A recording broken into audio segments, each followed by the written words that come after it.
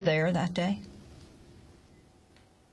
I was there. I remember that day quite well when I called the different news agencies and I'm giving the news. American citizen Rachel Corrie is killed. In fact, it took me 9 hours to 10 hours to convince the news agencies that American citizen is killed.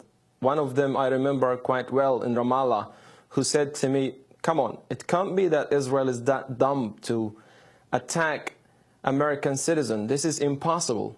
I went to take photos and I was very close to the situations where she was killed, and immediately I was inside Abu Yusuf al-Najjar hospital where her body was immediately transferred. What was striking on that day, the children of Gaza who took the streets and who covered Rachel Corrie with the American flag in Gaza, took the streets calling for the world to investigate and to bring the war criminals into court, because Rachel Corrie was a friend of the Gaza children who took the streets and called immediately on an investigation and to bring the criminals who killed Rachel Corrie into court.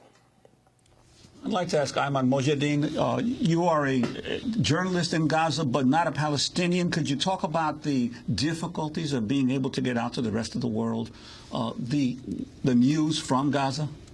Absolutely. You know, as Mohammed said, and as you mentioned, to get into Gaza, there's only really two ways, through Egypt or through Israel. Egypt has an unofficially closed border. It does not allow journalists to travel from Egypt into Gaza. And so anyone, journalist who wants to enter is subject to the approval of the Israeli military. That process is a complicated one. It includes background checks, security clearances, and then ultimately being issued a press card. You do also have to sign censorship agreements with the Israeli government, and then once you do that, you're issued a press card which allows you to enter into the Gaza Strip. That's just to get into Gaza, but when you're in Gaza, you are really suffering and dealing with all the problems that ordinary people are. Logistically, you have a hard time getting your hands on fuel to power your equipment. At the same time, electricity cuts are rampant, so it makes it very difficult to work and operate there on a systematic basis. And then, of course, there is the threat of daily Israeli airstrikes and potential incursions that endanger everyone's lives. Al Jazeera had an enormous responsibility during the Israeli assault on Gaza. You were the only international news agency within Gaza. The Israeli military did not allow in international journalists. It is, absolutely. In this particular case, since the launch of Al Jazeera International, we have been committed to covering the story of Gaza and the people there under siege. We think it's the important, if not one of the most important stories in the region and in the world, and has greater implications on the region. So they've decided to keep a permanent presence there with a full-time correspondent. So I was there prior to that. I've been the only foreign correspondent based in Gaza since May of 2008. So well before the war began, I was there. On December 27th, when Israel launched the military campaign, all of the foreign media, Western media, decided then to come into Gaza. Obviously, the Israeli military did not let them in because it was an ongoing war. So it's easy for us to sit and blame Israel for not letting in, but there's also a great deal of blame that falls on Western journalists who had neglected the Gaza story, neglected the Gaza siege story, until it suddenly became an enriching, picture-wise, and a lead story around the world. And do the Hamas authorities in Gaza put any restrictions on your coverage? In my personal experience, I have not had anyone from Hamas telling me I cannot run a story, I should not run a story. There's no doubt that there have been difficulties for perhaps Arab journalists. Their audience is more of an Arab audience, and there has been pressure put on them, and human rights organizations have documented cases.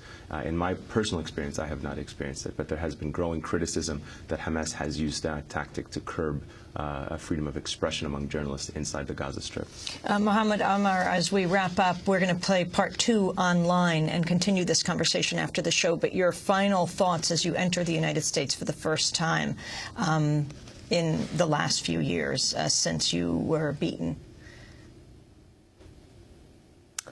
Well, this is my third speaking tour to the United States. I'm going to be in a few hours flying to in New Mexico, where I will give lectures.